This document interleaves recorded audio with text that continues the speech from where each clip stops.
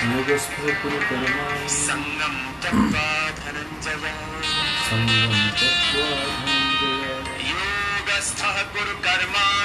योगस्थः कुरु कर्माणि संगम त्यक्त्वा धनंजय सिद्ध्य सिद्ध्योः समो भूत्वा समत्वं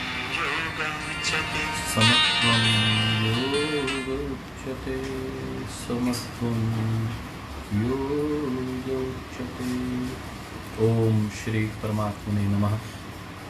ओम श्री गुरुभ्यो नमः। सर्वेभ्यो नमः। मित्रों, साथियों, बहुत बहुत अभिनंदन आज की कक्षा में आपका। आज हम सबके माँ भारती के गौरव पुत्र वीर शिरोमणि स्वराज्य को जिन्होंने अपने प्राणों के साथ निभाया, ऐसे महाराणा प्रताप जी की जयंती का आज पावन अवसर है। हम संपूर्ण संगठन की ओर से, आप सब की ओर से अपने ऐसे गौरव पुरुष को प्रणाम करते हैं। महाराणा प्रताप किसी परिचय के मोहताज नहीं है और महाराणा प्रताप ने जिस प्रकार का शौर्य दिखाया, अपनी मेवाड़ की भूमि को उन्होंने पूरे विश्व में प्रसिद्ध कर दिया। जब भी कोई व्यक्ति अपने कर्म क्षेत्र में, अपने कार्य क्षेत्र में संघर्ष करते हुए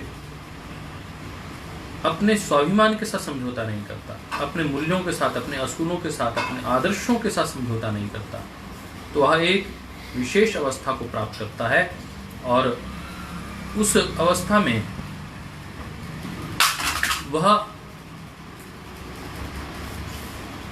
सबके लिए अनुकरणीय हो जाता है, अनुप्राण और संपूर्ण धरा को अनुप्राणित करता है। राजस्थान के वीर बांकुरों की ओर से, संपूर्ण भारत की ओर से महाराणा प्रताप जी के इस जयंती अवसर पर हम उन्हें प्रणाम करते हैं, नमन करते हैं। लगभग 460 वर्ष हुए हम अपने परिवार के लोगों को भी 460 वर्ष पूर्व जो हुए होंगे उनको नहीं जानते, परंतु महाराणा प्रताप को जानते हैं, उनकी वीरता, उनके साहस को जानते हैं। कहते हैं कि उनकी बेटी ने एक बार जिद की, भूख लगी है, जंगलों में घूम रहे थे, अपनी बेटी के उस भूख को सहन नहीं कर पाए,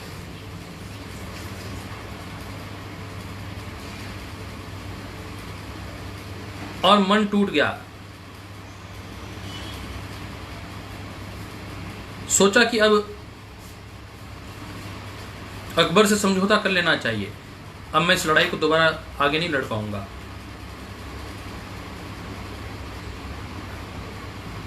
बेटी सामने आकर खड़ी हो गई कि मैं घास की रोटी खा लूंगी, परंतु आपने अकबर के साथ समझौता नहीं करना।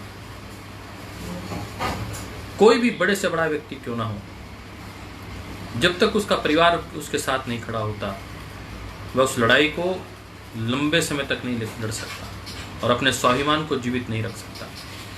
अपने स्वाभिमान को जीवंत रखते हुए और एक व्यक्ति ही नहीं, एक पशु के साथ भी जब प्यार किया जाता है तो कैसी दोस्ती निभाता है, यह हम देखते हैं तो मन गदगद हो जाता है। चेतक को देखते हैं, चेतक ने अपने प्राणों से अपने स्वामी भक्ति को निभाया। आज हम कृतज्ञता को भूल गए हैं, यद्यपि कृतज्ञता सबसे बड़ा गुण होता है। चेतक के ऊपर वार हुए और उन सैकड़ों वारों को उसने झेला, और उसके बावजूद उसने दृढ़ता के साथ रणभूमि में महाराणा प्रताप को विजय दिलाने में महत्वपूर्ण भूमिका निभाई। इसलिए मुझे लगता है तभी से युद्ध के योद्धाओं में उन पशुओं को भी उतना ही सम्मान मिलता है जो उस लड़ाई को आगे बढ़ाते हैं। आज भी हम देखते हैं कि जो बम निरोधक दस्ते होते हैं उसमें जो कुत्तों का इस्तेमाल किया जाता है, कभी वो मर जाएं तो उन्हें पूरे फोर्स के लोग पूरी जिम्मेदारी के साथ, पूरी ऑफिशियल गार्ड के साथ उनको सलामी देते हैं। धन्य है वीर शिरोमणि महाराणा प्रताप, धन्य है चेतक, उनकी वीरता, उनके शौर्य को दुनिया याद करती है, उनको आज हम नमन करते हैं। हम चर्चा कर रहे थे शक्ति चालन मुद्रा की।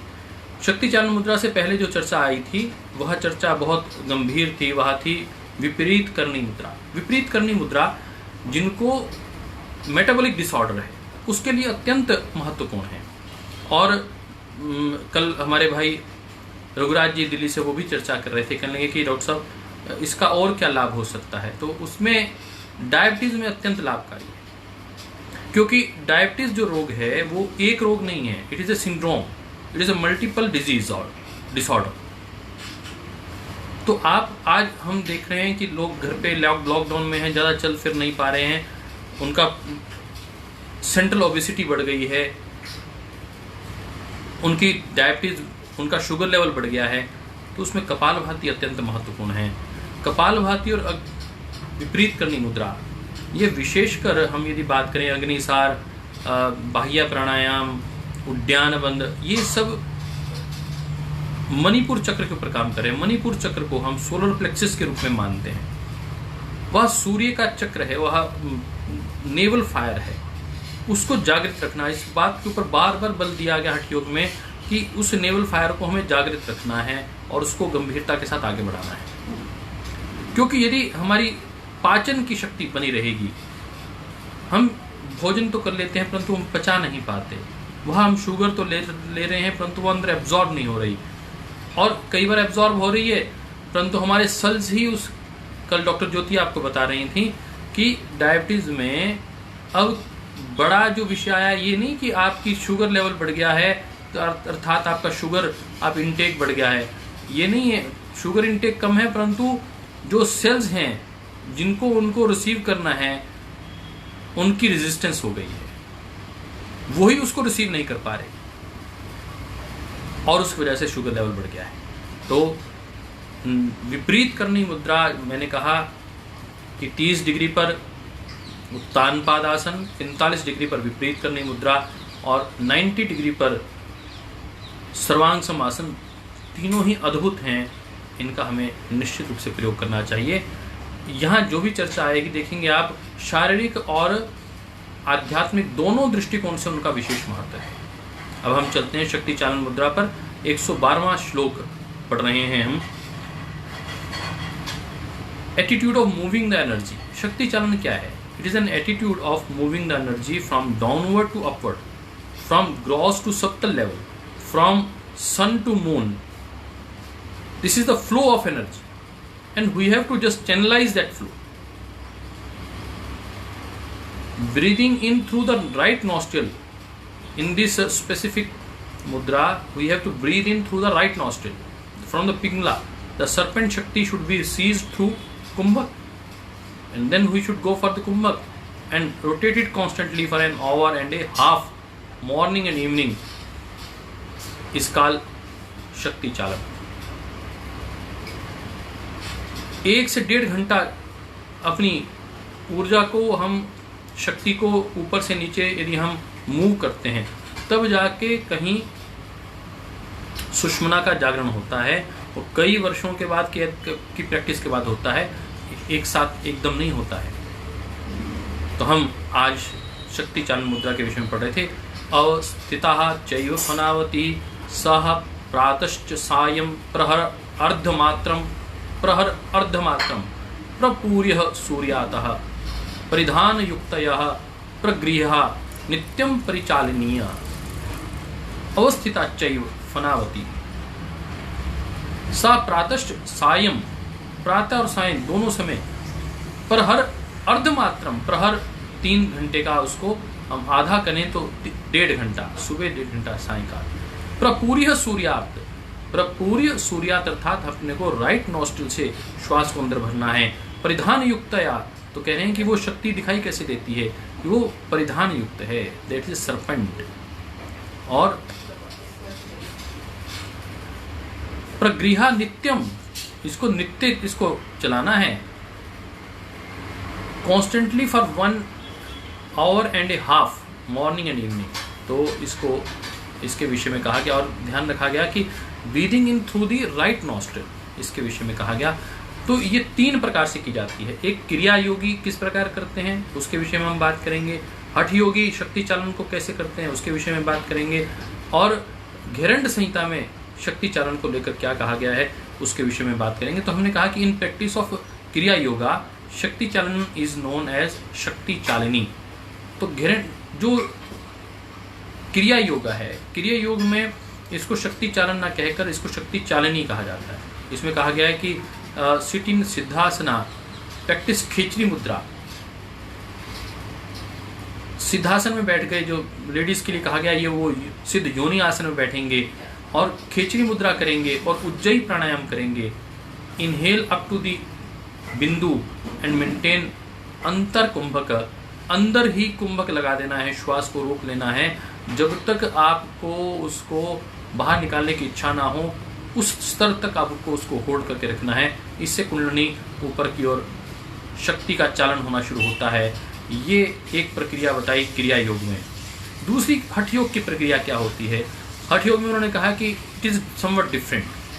द टेक्निक यूज्ड इन हठ योग आर मूल बंध, अंतर और बाह्य कुंभक।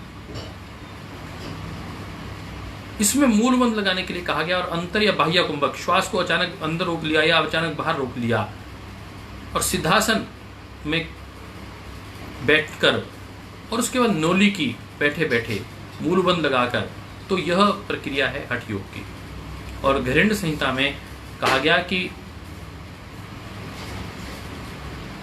आप, जैसे मैं कल भी कह रहा था कि पूरे शरीर पर भस्म रमाकर और उसमें आप एकांत में बैठ जाएं और पूर्णतः शांति हो, फिर उसमें अश्विनी मुद्रा का अभ्यास करें और उससे फिर सुषुम्ना जागृत होती है, फिर उससे कुंडलिनी का प्रवेश होता है। और इसके इस सारी मुद्रा को, इस सारी प्रक्रिया को जो घेरंड संहिता में शक्ति चालन कहा गया है। इसमें जो मूल रूप से जो बात की गई है घेरंड संहिता में, पहली बात ये अश्विनी मुद्रा के विषय में चर्चा की गई है। तो हम हठ योग में देख रहे हैं कि वह नौली की बात कर रहे हैं और घेरंड संहिता में अश्विनी मुद्रा की बात कर रहे हैं। और जो क्रिया योग है उस क्रिया योग में जो बात की जा रही है वह उज्जयी और खेचरी मुद्रा की बात की जा रही है। तो ये तीनों में मैंने आपको तीनों के स्वाध्याय के बाद ये ध्यान में आया कि ये आपको ध्यान में रहना चाहिए। तो ये 3 अलग अलग प्रक्रियाएं हैं। तो शक्ति चालन में it should be practice 90 minutes, this will not be possible. और ये कहा गया सुबह शाम 90 मिनट करो, ये अभी पॉसिबल नहीं है। आज के प्रकरण में हम यदि ये कहें कि initially 5 to 10 round should be practised, चाहे हम इसको क्रिया योग के माध्यम से, खेचरी मुद्रा और उज्जयी के माध्यम से करें, चाहे हम नौली के माध्यम से करें मूल बंध में बैठकर, और चाहे हम इसको अश्विनी मुद्रा के माध्यम से करें। कोई एक आप पकड़ लें और उसमें फिर 5 बार ही करें, इससे ज़्यादा ना करें। और शक्ति चालन मुद्रा विशेष रूप से गुरु के सानिध्य में की जाती है और ये ध्यानात्मक क्रिया है। इसका शारीरिक लाभ तो होगा ही, इसका आध्यात्मिक लाभ बहुत बड़ा है। ऊर्ध्वम वितस्ति मात्रम तो विस्तारम चतुरंगुलम। अब उसका डिस्क्रिप्शन कर रहे हैं कि आखिर वो जो शक्ति है वो किस प्रकार है। किसी सिद्ध योगी ने उसको देखा होगा, उसने इसको डिस्क्राइब किया है। मृदुल धवलम प्रोक्तम वैष्टिम अंबर लक्षणम। इसके विषय में बहुत स्पष्ट कहा गया। The the Kanda situated above the anus, one hand span high and 4 fingers breadth wide, is soft and white as if enveloped in cloth. कहा गया कि वो ऊर्ध्व की ओर जब उसको विस्तारित किया जाता है तो विस्तारम चतुरंगुलम, तो 4 अंगुल जितना है, ऐसे 4 अंगुल के जितना। ऊर्ध्वम, ऊर्ध्व की ओर जब लाते हैं, मृदुलम, और वो सॉफ्ट है, मृदुलम। ध्वलम, वो वाइट है। प्रोक्तम वेष्टिम त अंबर लक्षणम, तो वह 1 हाथ जितना लंबा है। तो ऐसी शक्ति के विषय में बताया। It is said to be 9 inches high and 3 inches wide, soft and white, but it does not consist of physical elements. Its manifestation is entirely in the subtle body. The base of Kanda is just above the perineal floor, in which the perineal body is situated anterior to the anus. जो anus है उसके interior में जो perennial body है वहाँ मूल बंध है, और वहाँ से इसको आरंभ, हम इसको टेल बोन मान सकते हैं, टेल बोन से इसका आरंभ मानकर। और कहा गया कि इसकी इस प्रकार की यह इसकी आकृति है, उसका समय निर्धारित करके बताया, उसकी आकृति बताई। तो ये इसमें मैंने कहा कि हठ योग में ये बड़ी विशेषता है कि वह हर चीज़ की प्रॉपर डिस्क्रिप्शन है कि वह दिखता कैसा है, कितने समय तक करना चाहिए।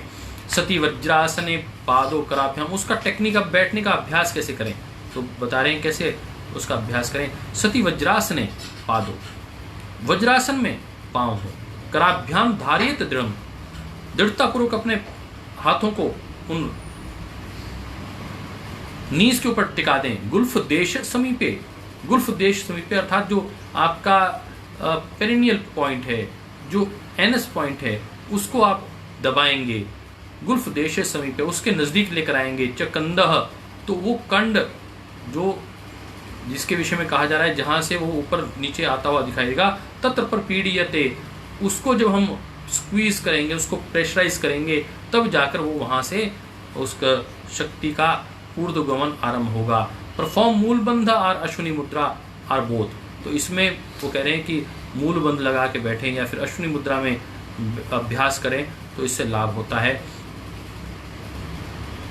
ये 115वां श्लोक के ऊपर हम चल रहे हैं। वज्रासने स्थितो योगी चालित्वा च कुंडलिम कुर्याद अनंतरम भस्त्राम कुंडलिम आशु बोधेत। कह रहे हैं कि in the position of Vajrasana the yogi should move the कुंडलिम।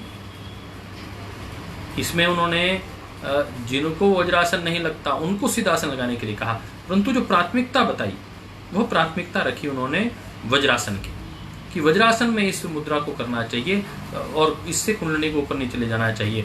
तो आज मैं एक और जगह कहीं शूटिंग के लिए जा रहा हूँ, और जब मैं पढ़ रहा था गुरु की महिमा के विषय में, तो यहाँ पर भी बार बार आया कि बिना गुरु के अपने को इसमें अभ्यास में नहीं आना चाहिए। बहुत स्पष्टता के साथ उन्होंने कहा। हमें इस बात को ध्यान में रखना है और इसका अभ्यास भी उसी दृष्टिकोण से करना है। गुरु तत्व क्या है? गुरु एक लाइटर है, सब कुछ है। अब हम घर पे देखते हैं कि गैस नामक यंत्र है, उसमें गैस भी है, परंतु जलेगी कब? जब लाइटर उसको प्रज्वलित करेगा। ऐसे ही जीव है, परमात्मा है, गैस सिलेंडर के रूप में परमात्मा है, और यंत्र के रूप में, गैस के चूल्हे के रूप में शरीर है। परंतु वो प्रज्वलित कब होगी? वह आत्मा और परमात्मा का मिलन कब होगा? जब वो लाइटर लगेगा, तब प्रकाश होगा। तो हम इस बात को ध्यान में रखें। और जो चर्चा आ रही है, this grasp the tail of the sleeping kundali, जो सोई हुई कुंडली है वो उसको कहा कि टेल बोन के ऊपर है, and incites her to move, उसको इनसाइट किया जाता है, उसको जागृत किया जाता है। Then Bhastrika pranayama is to practise to activate her. फिर भस्त्रिका प्राणायाम किया जाता है कुंभक के साथ। When you do the Bhastrika pranayama with the kumbhak, it specifically activate Kundalini और शक्ति। भानुर आकुंचनम कुर्यात कुंडलिम चालेत ततः मृत्यु वक्त्र गतस्यापि तस्य मृत्यु भयम कुतः। Firstly Manipur should be contracting the sun in Manipura. तो जो हमारा सन प्लेक्सिस है, वो सन प्लेक्सिस जो है वह उसको कंट्रैक्ट करना है, should be moved even if such a person should be on the verge of death. Where is the need to fear death.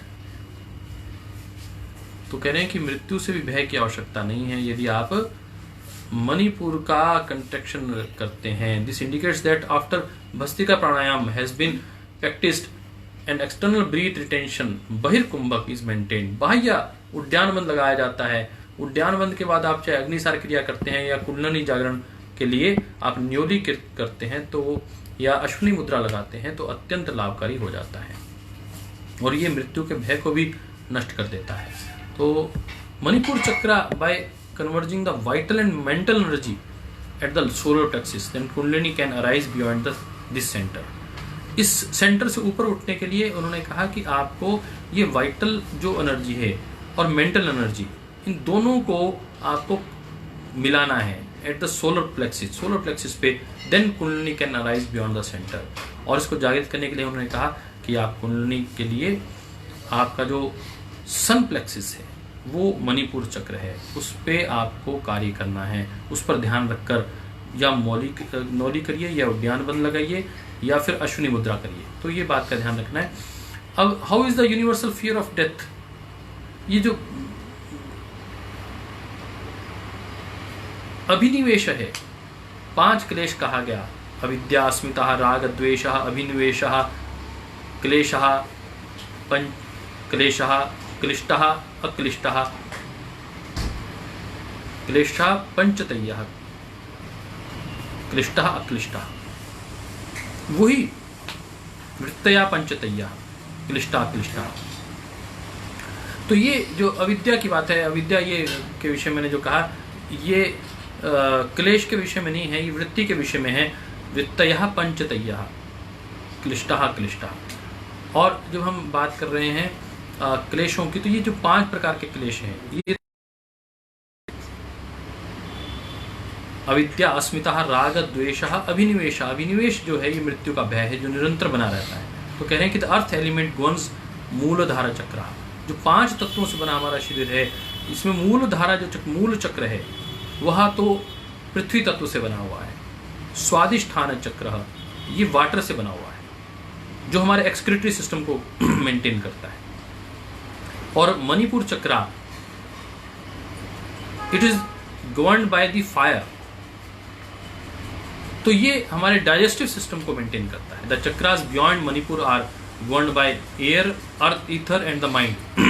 और जो मणिपुर चक्र के ऊपर के हैं वह या तो वायु से या आकाशीय तत्व से या मन, इन से वह डील होते हैं। परंतु नीचे के जो हैं, सबसे पहले पृथ्वी तत्व है, उसके ऊपर जल तत्व है और उसके ऊपर फिर अग्नि तत्व है। चलिए तो हम आगे बढ़ते हैं। कॉन्शियसनेस को इंटरनल या एक्सटर्नल हम ध्यान में रख लेते हैं कि प्यूरिफिकेशन ऑफ एलिमेंट, इसके ऊपर विशेष बल दिया गया है। हम यदि ये हो जाए तो हम जो साधना की प्रक्रिया है उसको हम तेजी से आगे गतिमान कर सकते हैं। क्रिया योग में आसन, क्रिया योग क्या है, ये आपके मन में बात आ रही होगी। क्रिया योग वो है जहाँ हठ योग में या हम कहें अष्टांग योग में मन को सीधा केंद्रित करके और सीधे से हम ध्यान में प्रवेश कर लेते हैं।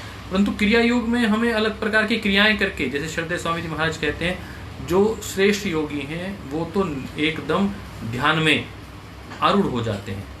परंतु जिनको अभी सीधे ध्यान में नहीं आना या सीधा ध्यान नहीं लगता है, तो उन्हें क्या करना चाहिए, उन्हें पहले क्रिया योग करना चाहिए। क्रिया योग मायने कि उन्हें पहले आसन करना, प्राणायाम करना, मुद्रा, 21 प्रकार की क्रियाओं के विषय में वर्णन किया गया है कि ऐसे लोगों को 21 प्रकार की क्रियाएं करनी चाहिए और उसके माध्यम से साधना में प्रवेश करना चाहिए, ध्यान में प्रवेश करना चाहिए, कुंडलिनी जागरण के लिए होना चाहिए तैयार। तो क्रियाएं कौन कौन सी हैं? आसन है, प्राणायाम है, मुद्रा है, बंध है, प्रत्याहार है, सिद्ध आसन है, पद्मासन है, उज्जयी प्राणायाम, खेचरी शांभवी मुद्रा, व्योनि मुद्रा, नासिक अग्र दृष्टि, नासिक अग्र पे भ्रू मध्य दृष्टि, उद्यान बंद, जलंधर बंद, मूल बंद, त्रिबंध लगाने को क्रिया योग is an ancient initiation and practice for which adequate preparation is required. तो ये एडिक्वेट जो प्रिपरेशन है उसका नाम क्रिया योग है, तो इसमें भ्रांति करने की आवश्यकता नहीं है। तो ये एक इस प्रकार की लगभग 21 क्रियाएं होती हैं और ये इसका मूल काम है सेंस विड्रॉल करके उसके बाद अपनी शक्ति को ऊपर की ओर मेडिटेटिव एक्सपीरियंस करने से पहले आपको ये शरीर को तैयार जिससे किया जाता है उसे क्रिया योग कहते हैं। Therefore to move kundalini fearlessly the aspirants must first be aware of who their guru is. इस शक्ति चालन से पहले गुरु के विषय में जानकारी होनी चाहिए, गुरु को पता होना चाहिए ताकि कहीं ये मूवमेंट इधर उधर हो जाए तो उसको संभाल सके। एक स्तर के बाद इसकी अत्यंत आवश्यकता रहती है। From the outset of kriya yoga both prana and mind are directed towards the awakening of the Sushumna. जहाँ हम बात कर रहे हैं अष्टांग योग में, वहाँ केवल मन को यंत्र बनाकर उसके माध्यम से सुषुम्ना जागृत करने की बात की जाती है, परंतु हठ योग में प्राण और मन दोनों पर नियंत्रण करके फिर क्रिया, इसे क्रिया योग कहते हैं, उससे सुषुम्ना की अवेकनिंग का कार्य किया जाता है। To pass through the spinal cord, और ये to awaken the energy and arousing kundalini to pass through the spinal cord, और इस स्पाइनल कॉर्ड में उसकी मूवमेंट को देखा जा रहा है into both hemispheres via the corpus Colosseum. दोनों ब्रेन के हेमिस्फीयर्स में इसका इफेक्ट रहता है। The result is that the mind becomes spontaneously one pointed, एकदम मन शांत हो जाता है। In various experience of the awakened mind manifesto, बहुत प्रकार के इसमें अपने को एकाग्रता के बाद जो सिद्धियां हैं वो प्राप्त होती हैं। तो आज हम शक्ति चालन मुद्रा के माध्यम से इस प्रक्रिया को समापन की ओर लेके चल रहे हैं, क्योंकि येन संचालिता शक्ति सह योगी सिद्धि भाजनम किमत्र बहु उक्तेन कालम जयति लीलया। वो कहते हैं येन संचालिता शक्ति, जिसको संचालन शक्ति का संचालन करना आ गया, स योगी सिद्ध भाजनम, वह योगी सिद्ध हो गया। किम अत्र बहु उक्तेन, उस व्यक्ति के विषय में और ज्यादा क्या कहें, but more is to be said for that. कालम जयति लीलया, वो व्यक्ति तो काल को भी जीत लेता है, ही कैन कंकर टाइम एंड द डेथ। तो ये इसका गौरव गान कर रहे हैं कि इसका लाभ क्या और क्या इससे लाभ होता है। तो इसमें ब्रह्मचर्य का भी विशेष लाभ रहता है। कुंडलिनी जागरण में, कुंडलिनी में हम बात कर रहे हैं तो हैबिचुअल, इसमें लगातार इसमें एक आपको हैबिट बनानी चाहिए कि इसका लाभ हमें दैनिक रूप से करने से होगा। कभी किया और कभी नहीं किया तो वो लाभ नहीं हो पाएगा। Bye regular practice it can be completely after habitual neuronal firing patterns in the brain. तो इसको करने से फायरिंग का पैटर्न ब्रेन में लगातार स्टोक किया जाता है, particularly in the regions of the reticular activating systems and hypothalamus. आज्ञा चक्र पर बार बार दबाव दिया जाता है। It thereby modifies the basic and deep rooted emotional responses of personality। तो जो इमोशनल रिस्पॉन्सिबिलिटी, जो पर्सनैलिटी के इमोशनल तत्व हैं उनको ये जागृत करता है और उसमें शक्ति प्रदान करता है, which fear of death is primal. और जो मृत्यु का भय है, वो जो लगातार डर अन्य प्रकार के बने रहते हैं, उस प्रकार की पर्सनैलिटी में भी यह धीरे धीरे उस भय को भी समाप्त करने का कार्य करता है। तो हम आगे चलते हैं और 124वें श्लोक पे चल रहे हैं। इयम तो मध्यमा नाड़ी दृढ़ अभ्यासेन योगिनाम आसन प्राणायाम संयम मुद्रा भी सरलः भवेत। तो कह रहे हैं कि आपको यदि इसको करना है और आपको ठीक से अच्छे से करना है तो क्या करना चाहिए। This middle nadi Sushumna easily becomes established. ये मिडल जो नाड़ी है एकदम सीधी हो जाती है by the yogi's persistent practice of asana. लगातार आसन करने से, प्राणायाम करने से, मुद्रा करने से सरला भवेत, ये सीधी हो जाती है। और जब ये सीधी हो जाती है मध्यम नाड़ी, तो फिर इसमें से शक्ति चारण बहुत आराम से हो जाता है। इयम तो मध्यमा नाड़ी दृढ़ अभ्यासेन योगी नाम, दृढ़ अभ्यास करना पड़ेगा। आसन प्राणायाम संयमा, आसन प्राणायाम का जो और मुद्रा का निरंतर अभ्यास करने से सरलाम भवेत, ये सीधा हो जाती है और ये राजपथ बन जाता है। और फिर आराम से उसमें शक्ति का चालन आराम से हो सकता है। तो हम आज अभ्यास हेतु विनिद्राणाम मनो घृत्वा समाधिना रुद्रानी व प्रामुद्रा भद्राम सिद्धि परियच्छते। For those who are alert and the mind one pointed discipline अभ्यास हेतु विनिद्राणाम मनो धृत्वा समाधिना, जिसने बिल्कुल फोकस माइंड कर लिया है समाधि में, रुद्रानी व परामुद्रा, रुद्रानी मतलब शाम्भी मुद्रा, वह परामुद्रा, भद्राम सिद्धिम प्रयच्छति इज द ग्रेटेस्ट मुद्रा फॉर बेस्टोइंग परफेक्शन। उस व्यक्ति के लिए समाधि में उच्च अवस्था को प्राप्त करना, भ्रू मध्य जब हम शाम्भी करते हैं तो उसका विशेष लाभ बताया है उन्होंने कि, और ये भ्रू मध्य मतलब कि आपको केवल मात्र बाह्य दृष्टिकोण से अपनी भ्रू मध्य दृष्टि नहीं करनी है, आंतरिक दृष्टिकोण से भी यह भ्रू मध्य की जा सकती है। इसके विषय में चर्चा की गई है।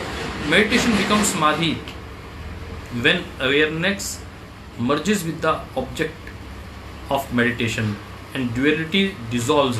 तो समाधि क्या है? जब ड्यूअलिटी डिसॉल्व हो जाती है उसे समाधि कहा जाता है। तो आज हमने, क्योंकि यह थोड़ा सा समय मुझे लगता है आपका ज़्यादा लेंगे हम, क्योंकि आज हमने इस अध्याय को समाप्त करना है। 126वां सूत्र कर रहे हैं। राजयोगम विना पृथ्वी, राजयोगम विना निशा, राजयोगम विना मुद्रा, विचित्रापि न शोभते। बहुत सुंदर कहा। The earth without Rajayoga. Rajayoga कौन है? अष्टांग योग, महर्षि पतंजलि द्वारा निर्दिष्ट जिस योग को, जो परम श्रद्धेय स्वामी जी महाराज, परम श्रद्धेय आचार्य श्री जिसके विषय में बात करते हैं। राजयोगम विना पृथ्वी, राजयोग के बिना पृथ्वी कोई मायने नहीं उसके। राजयोगम विना निशा, रात की भी कोई मायने नहीं। राजयोगम विना मुद्रा, और राजयोग के बिना मुद्राओं का भी क्या करना है। विचित्रापि न शोभते, ये फिर कुछ भी शोभन नहीं रहता इसमें। तो ये राजयोग अर्थात समाधि के विषय में बात कर रहे हैं कि जो हमारा अल्टीमेट लक्ष्य है वो समाधि है। उसके लिए पाथवे कोई भी हो सकता है, हठ योग हो सकता है, उसके लिए वहाँ अष्टांग योग हो सकता है, नाद योग हो सकता है, मंत्र योग हो सकता है, लय योग हो सकता है, परंतु आपको पहुंचना राजयोग पर, समाधि पर है। और राजयोग में अष्टांग योग ही मूल रूप से महर्षि पतंजलि ने प्रिडिक्ट किया है। अष्टांग योग इज इक्वल टू राजयोग, ये क्लियर है। मारुतस्य विधिम सर्वं मनोयुक्तं समभ्यसेत्, इत्र अत्र न कर्तव्यः मनोवृत्ति मनीषिणः।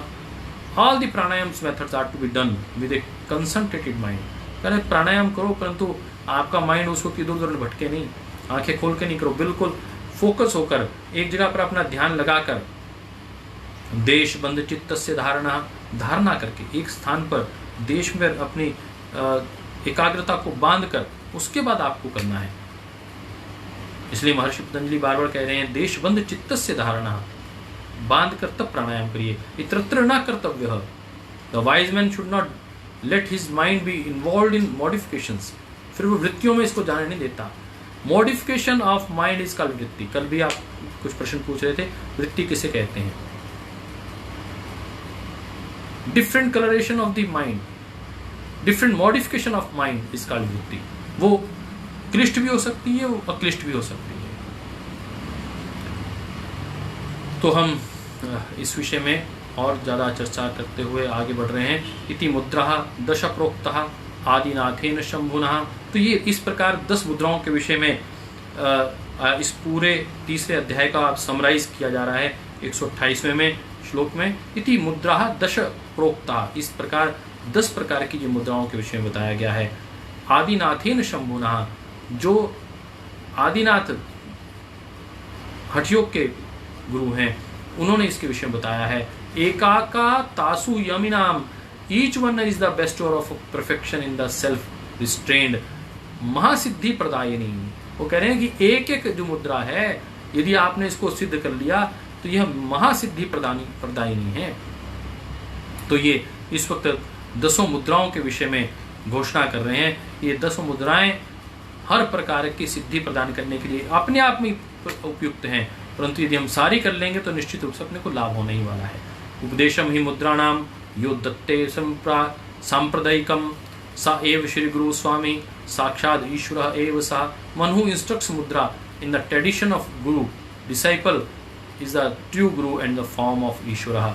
कह रहे हैं कि जो आपको इन 10 मुद्राओं के विषय में बताए वही सही मायने में गुरु है, और जो इसको सही मायने में सुने और इसे जीवन में अपना ले वही सही मायने में शिष्य है। स एव श्री गुरु स्वामी साक्षात ईश्वरः एव सः। स वह व्यक्ति श्री गुरु हो जाता है और वह ईश्वर के स्वरूप में है, जो इस प्रकार के इस 10 प्रकार की मुद्राओं के विषय में इंगित करता है।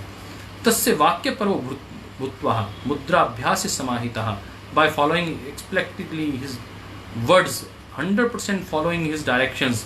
इसलिए गुरु के विषय में कहा गया कि उसको धारण करके उसको 100% यदि हम उसका फॉलो करें, मुद्रा अभ्यास समाहिता, और उसको धारण करके यदि हम एक स्थिति विशेष में पहुंच जाते हैं, समाहित हो जाते हैं, सिद्धि में समाधि में आ जाते हैं, अनिमा आदि गुणे, तो फिर आपको 8 प्रकार की जो सिद्धियां हैं, अनिमा, महिमा, लंघिमा, वो सारी सिद्धियां यह इससे पूर्ण हो जाती हैं। अनिमा आदि गुणे साधम लभते काल वंचनम, और व्यक्ति काल का भी निरोध कर लेता है, डेथ को भी ओवरकम कर लेता है। तो आइए आज हमने इस तीसरे उपदेश को 130 श्लोकों को आप सबके सहयोग से पूर्ण किया। मैं फिर बार बार कहता हूँ कि मैं कोई बहुत बड़ा विद्वान नहीं हूँ, सामान्य एक साधक हूँ। श्रद्धेय स्वामी जी महाराज के सानिध्य से, आशीर्वाद से जितना कुछ सीख पाया हूँ उसको आपके साथ संवाद के माध्यम से पूरा करने का प्रयास करता हूँ। तो आप सब लोगों के श्रेष्ठ श्रोता ना हो तो अच्छा वक्ता भी कुछ काम का नहीं है। तो आप अच्छे श्रेष्ठ श्रोता बनते हैं, आप उपलब्ध होते हैं, उपस्थित होते हैं, तो हम कुछ कहने की स्थिति में बनते हैं। कल से चतुर्थ उपदेश के विषय में करेंगे बात, जिसमें नाद के विषय में बात आई है, समाधि के विषय में बात आई है, और वह फिर आध्यात्मिक विषय आगे बढ़ेगा। इतने ही कहते हुए आप सब का बहुत अभिनंदन। कल बहुत से साथियों ने कहा कि डॉक्टर साहब पहले ये 16,000 15,000 तक जा रहा था, आजकल आप इस पर ध्यान नहीं दे रहे, ये 4-5 हज़ार लोगों तक ही पहुंच पाता है। तो आप ऐसा करिए कि सब लोगों को कहिए कि इसको शेयर तो करते ही हैं, वो कमेंट्स भी करते हैं, उसके लिए उनका बहुत धन्यवाद। परंतु वह इसका लिंक लेकर अपने व्हाट्सएप पर कॉपी करें और अपने पूरे व्हाट्सएप ग्रुप में डालें, तो उससे और अधिक लोगों तक ये पहुंच पाएगा। इतनी बात कहते हुए आपका बहुत अभिनंदन। कल चतुर्थ उपदेश सुनेंगे, और आज कैलोरीज, कौन सा भोजन हम कितना लेते हैं, और रोटी में, दाल में, चावल में कितनी कैलोरीज होती हैं, आइए उसको समझते हैं। यदि उसको हमने समझ लिया तो हम अपने भोजन को संतुलित कर सकते हैं। डॉक्टर ज्योति से समझने का प्रयास करते हैं। ओम।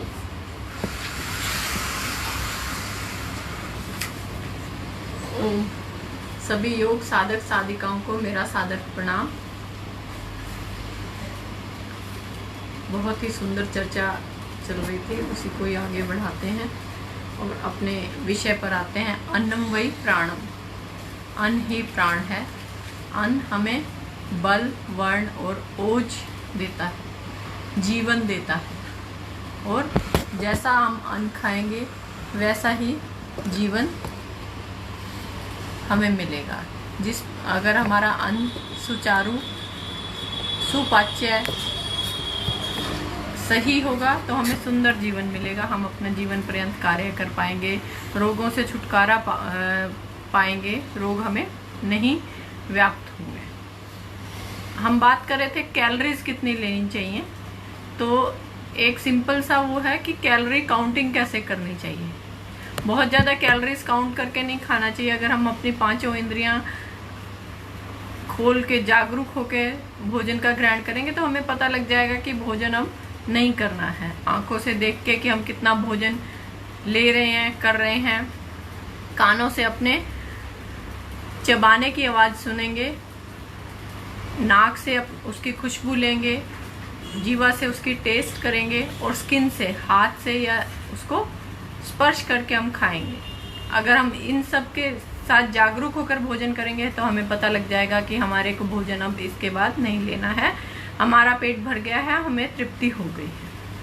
फिर भी आजकल कहते हैं कि कैलोरीज काउंट करनी है, तो कैलोरीज काउंट करनी है। मैंने भी ये सीखा है किसी डॉक्टर से तरीका, बहुत अच्छा लगा और मैंने इसे फिर अपनाया और मैंने सोचा आप लोगों के साथ भी शेयर कर दूं। बहुत ही सामान्य है और बहुत ही रोचक है। मैंने आपको कहा था कि अपने 3 दिन का भोजन लिखें, आप कितना खाते हैं और क्या क्या खाते हैं, सब कुछ अपना लिखते रहिए और फिर आप अपनी कैलोरी काउंटिंग करिए। हमारे पास 1 कैलोरी से लेकर 1000 कैलोरी 2000 कैलोरी तक के फूड हैं। सबसे पहले हम क्या लेते हैं? पानी।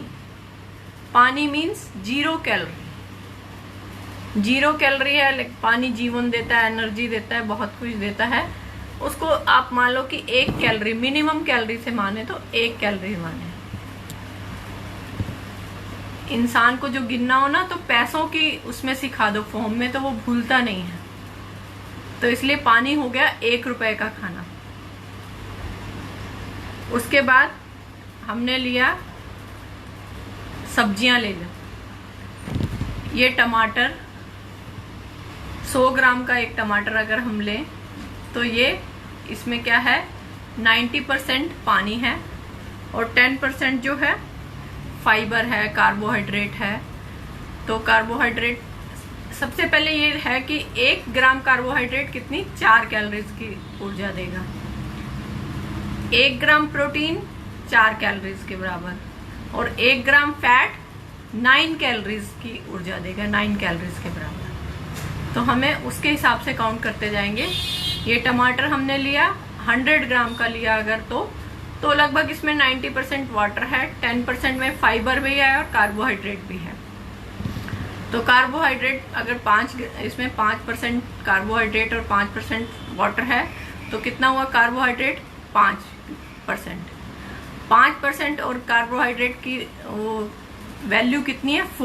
4 कैलोरीज। तो 5 गुना 4 20 कैलोरीज। तो इससे हमें कितनी मिलेंगी? अगर ये हम टमाटर खाते हैं तो 20 कैलोरीज मिलेंगी। इसी तरह अगर हम खीरा खाते हैं 100 ग्राम तो उसमें भी यही है कि 90% वाटर है और फिर फाइबर है और कार्बोहाइड्रेट है। तो ये सब जो सब्जियां हैं आपकी, ये 20 कैलोरीज, 20 रुपए का नोट हो गई आपका।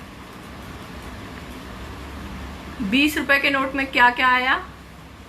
टमाटर, खीरा, घिया, लौकी, तोरी, मूली, गाजर, जितना भी आप सैलेड में खाते हैं या जो हरी सब्जियां होती हैं मेनली, प्याज, ये सब आपकी अगर 100 ग्राम की जो क्वांटिटी है वो 20 कैलोरीज में आ गई, मतलब 20 रुपए में आ गई आपके। 20 रुपए का नोट ये आपके पास हो गया। उसके बाद आते हैं हम फ्रूट जो हमारा होता है। फ्रूट जो है अगर हम 100 ग्राम खाते हैं, कोई भी फ्रूट 100 ग्राम लेते हैं, जैसे सेब, नाशपाती, संतरा, मौसमी, तरबूज, खरबूज, आड़ू, कोई भी फल ले लिया जाए 100 ग्राम, तो उसमें भी वही है कि पानी होता है और कार्बोहाइड्रेट होता है और फाइबर्स होते हैं। वो क्या होगा कि उसमें फाइबर थोड़े ज्यादा होते हैं, थोड़ा शुगर कंटेंट होता है, तो इसलिए वो आ जाते हैं आपके 100 ग्राम फ्रूट जो है वो 50 रुपए की कैटेगरी में। उनसे 50 कैलोरीज जो है आपको एनर्जी मिलेगी। इतना आ गया ध्यान में। सभी जो आपने फ्रूट लिए वो 50 रुपए, सभी जो सैलेड लिया, जो सब्जियां ली आपने हरी सब्जियां, वो 20 रुपए, पानी सबसे मिनिमम 1 रुपए। उसके बाद जब हम सब्जियों में ये आलू लेते हैं, आलू कहता है कि मैं सब्जियों का राजा हूं, मैं इन सब के साथ नहीं बैठूंगा। तो आलू क्या होता है, हाई कैलोरीज फूड में आ जाता है और ये 20 रुपए से चला जाता है 100 रुपए वाले। ये 100 कैलोरीज के बराबर हो जाता है 100 ग्राम आलू अगर आप लेंगे तो ये आलू हो गया। और ऐसे ही 2-3 फ्रूट भी कहते हैं कि हम भी इसमें नहीं रहेंगे, जैसे केला हो गया, आम हो गया आपका, ये भी उठ के आ जाते हैं 100 ग्राम वाले में, 100 रुपए का नोट हो जाते हैं। तो सारी सब्जियां 20 रुपए, सारे फल 50 रुपए और केला, आलू, चीकू, आम, ये सब आपके 100 रुपए के नोट हैं। खरबूजा, तरबूज, ये सब 50 रुपए वाले में है। संतरा, मौसम्बी, क्योंकि इसमें पानी ज्यादा मात्रा में होता है। खरबूजा जो है ये 100 ग्राम का, सारा नहीं 100 ग्राम का जो है वो आपका 50 कैलोरी, 50 वाले में। अब 100 रुपए में अब हम खाते क्या है खाने में, और सब्जियां हमने ले ली। रोटी, एक रोटी अगर हम मिनिमम जो नॉर्मल साइज की घर में बनाते हैं, आटे की रोटी बनाते हैं, तो 35 ग्राम के लगभग उसका वेट होता है। 35 ग्राम के लगभग वेट है, तो उसमें पानी भी होता है, आटा गूंथते हैं तो पानी डालते हैं, तो वो 10 ग्राम पानी हो गया, 25 ग्राम लगभग आटा हो गया। 25 ग्राम है, कार्बोहाइड्रेट है, तो फिर आपने 25 गुना 4 कर दिया, 4 कैलोरीज के अनुसार, तो ये 100 कैलोरीज। एक रोटी साधारण, वो हरियाणा और राजस्थान वाला रोटला नहीं, सिंपल जो नॉर्मल रोटी है वो आपकी हो गई 100 कैलोरीज की, एक रोटी। इसी तरह रोटी चाहे आप फिर बेसन की ले लो, चाहे आप बाजरे की ले लो, ज्वार की ले लो, मकई की ले लो, दलिया ले लो, चावल ले लो। एक कटोरी अगर हम पके हुए चावल लें, वो लगभग 100 ग्राम के आसपास होते हैं, लेकिन उसमें पानी डला। अगर उसको कच्चे देखा जाए तो उनकी क्वांटिटी लगभग 25 ग्राम के आसपास होती है। फिर वही 25 गुना 4, 100 कैलोरीज आपकी आ गई। ये 100 रुपए के नोट हो गए सारे। लगभग जितना जो अनाज आप खाते हैं, एक रोटी वो 100 ग्राम के आसपास, 100 कैलोरीज के आसपास हो गई 100 रुपए के। एक ब्रेड जो है वो छोटे वाला, वो 2 ब्रेड जो है वो भी 100 कैलोरीज के आसपास। बड़ा ब्रेड एक ही 100 कैलोरीज के आसपास होता है। सबसे कम मीठे वाले बिस्किट ले लें हम, मैरी बिस्किट ले लें अगर, तो वो भी 4 बिस्किट जो हैं वो जाके आपके 100 कैलोरीज एक रोटी के बराबर हो जाएंगे। 100 रुपए का नोट हो जाएगा। तो क्या क्या चीजें आ गई 100 रुपए में आपकी? रोटी, दलिया, चावल, बाजरा, मकई, ज्वार और बेसन की रोटी आप खाएं, चावल खाएं, और उसके बाद बिस्किट खाएं, ब्रेड खाएं, चावल 1 कटोरी 100 ग्राम, ब्रेड खाएं। ये सब कितना हो गया आपका? 100 रुपए का नोट। तो आज इतनी काउंटिंग करिए, आगे की काउंटिंग कल करेंगे, ठीक है? 1 रुपए, 20 रुपए, 50 रुपए और 100 रुपए। अब आप देखते रहिए आप दिन में कितना खाते हैं और उसको काउंट करते रहिए। अगर आपको ये तरीका अच्छा लगे तो औरों को भी बताइए, लाइक करिए, शेयर करिए, और खुद इसको करके देखिए एक्सपेरिमेंट कि आप कितनी कैलोरीज खा रहे हैं। इसी तरह आगे भी इसको कंटिन्यू रखेंगे, डाइट के बारे में और अच्छे से जानेंगे। और अब चलते हैं इस सत्र के समापन के लिए आदरणीय डॉक्टर साहब के पास।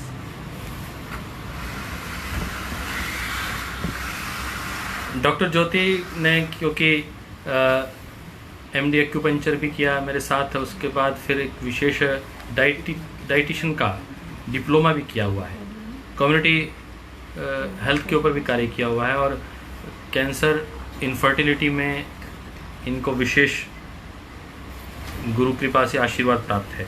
तो अभी डॉक्टर ज्योति ने बहुत अच्छे से आपको बताया कि एक व्यक्ति को एक दिन में 1500 से 1800 किलो कैलोरी लेना होता है, और उसमें आप अपना अंदाज़ा लगा लें कि आप कितना भोजन ले रहे हैं। आप उस मात्रा को यदि मेंटेन रखेंगे, क्योंकि आसन करते हुए, प्राणायाम करते हुए मिताहार होना भी बड़ा आवश्यक है। आपको समुचित भोजन के ऊपर भी विशेष बल देना चाहिए, और यदि आपकी डाइट नॉर्मल रहेगी तो आप आगे बढ़ पाएंगे। हम आज के इस सत्र को समापन की ओर लेकर चलते हैं। पुनः आप सब साथियों का अभिनंदन करते हुए, और हमारे भाई राकेश जी भी बीच बीच में टिप्स देते रहते हैं कि भाई सब, वो तो सोशल मीडिया के प्रभारी हैं, तो वो यदि पीछे से देख रहे हैं इसको तो निश्चित रूप से और गति आएगी। तो बाकी सब टीम के सब साथियों का बहुत अभिनंदन। और बीच बीच में जो हमारे कल भाई अनंत जी बिरादर जी जुड़े थे, अंतर्राष्ट्रीय एसोसिएशन के जो अध्यक्ष हैं, तो कल मैंने कहा था आर्ट ऑफ लिविंग के हमारी इंटरनेशनल डायरेक्टर जुड़ी थी। तो प्रतिदिन कोई ना कोई साथी विशेष रूप से देखते हैं। हार्टफुलनेस संस्था से बहन एकता जी कल जुड़ी थी, आज भी हृदय से बहुत अभिनंदन। तो कोई ना कोई विशेष व्यक्ति भी इसको देख रहा है। और मैं कह रहा हूँ कि मैं केवल स्वाध्याय के लिए मैंने शुरू किया था कि पहले मैंने 1-2 बार पढ़ा, परंतु मैंने सोचा कि इस बार थोड़ा सा आठ योग पे विशेष स्वाध्याय कर लूँ। और उसके पीछे एक लोभ ये था कि हमने योग को स्पर्धा में लेकर आना है, गेम्स में लेकर आना है, तो इसके जो आसन है उसको विशेष रूप से पढ़ूँ। तो जब पढ़ने का अभ्यास चल रहा था तो अचानक मन में आया कि इसको आपके साथ भी साझा करें। एक दो लोगों ने कहा कि हम इस लॉकडाउन में अपने आप को कहीं नर्वस, कहीं ऐसा महसूस कर रहे हैं, तो कोई व्यक्ति बातचीत करने वाला कुछ कहीं इन्वॉल्वमेंट लगे, तो उन सबका भी अभिनंदन जिन्होंने इस प्रयास को आगे बढ़ाने का प्रयास किया। तो हम कोशिश करें कि इस चतुर्थ उपदेश को इस लॉकडाउन में ही समाप्त करें। यद्यपि ये लॉकडाउन और भी बढ़ सकता है और हमें अपनी इम्यूनिटी पर विशेष ध्यान देना है। मैंने कल भी कहा था, पतंजलि योगपीठ ने जो कार्य किया है, आज आयुष मंत्रालय कुछ भी कहे, परंतु उसका मूल यदि कहीं से है तो मुझे इस बात का गौरव है कि पतंजलि योगपीठ श्रद्धेय आचार्य श्री का वो पुरुषार्थ, परम श्रद्धेय स्वामी जी महाराज का मार्गदर्शन और PRI की टीम को मैं उसके लिए बधाई देना चाहता हूँ, जिन्होंने अभ्यास किया, प्रयास किया और सबसे पहले कोविड-19 के वायरस को लेकर एक गंभीर चिंतन करते हुए अश्वगंधा गिलोय लेने के लिए सारी दुनिया को कहा। आज पूरी दुनिया इसको फॉलो कर रही है, आप भी इसको फॉलो करिए। इतना ही कहते हुए आइए लंबा गहरा श्वास 1 मिनट के लिए। समष्टि के लिए जब हम प्रार्थना करते हैं और मिलकर प्रार्थना करते हैं, सब कोई भी कार्य जब हम मिलकर करते हैं तो उसका प्रभाव कई गुना हो जाता है।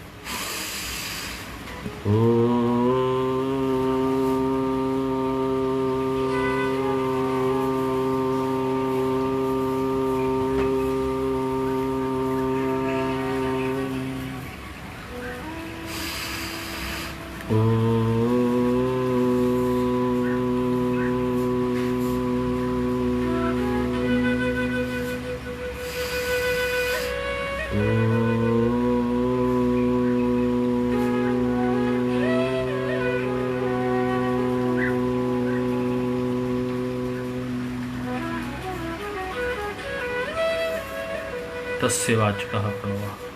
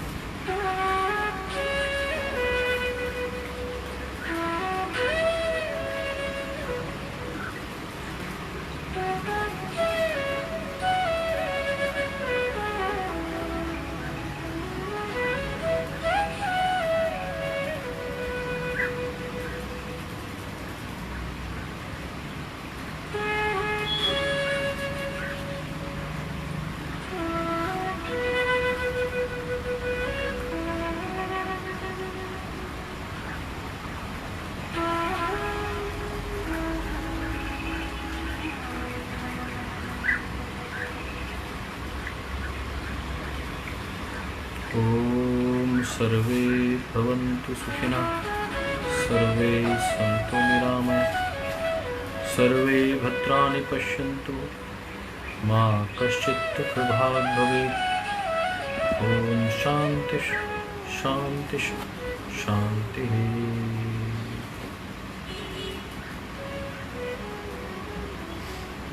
तेरा मंगल मेरा मंगल, सबका मंगल होए रे, सबका मंगल होए रे। पुनः आप सब साथियों का अभिनंदन। मैं कह रहा था कि हम तो अपने ज्ञान का स्वयं संवर्धन कर रहे हैं। चाहे मैं अपनी बात कहूँ, चाहे डॉक्टर ज्योति ने अभी MD मेडिसिन किया है, पतंजलि से किया, और पतंजलि में अब असिस्टेंट प्रोफेसर के रूप में सेवा भी दे रही हैं। परंतु मूल रूप से सेवा का ही भाव है। स्वाध्याय सेवा हम कर रहे हैं और आप भी स्वाध्याय सेवा को आगे बढ़ा सकते हैं। इसके मुख्य बिंदु आप अपने व्हाट्सएप पर, अपने फेसबुक पर डालकर इसको आगे शेयर करें तो अच्छा रहेगा। इतनी बात कहते हुए आज आपसे विदा लेते हैं। आपका पूरा दिन मंगलमय हो और आपका जीवन मंगलमय हो। नकारात्मकता को नहीं, सकारात्मकता के साथ जिए। देखिए, कई ओर से नकारात्मकता आएगी, परंतु आपको सकारात्मक रहना है।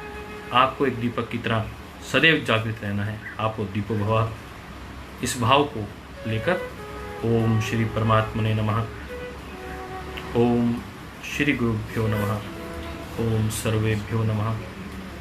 सर्वेषामपि सुखिनः भवन्तु, सर्वेषामपि सुखिनः भवन्तु। ओम शांति।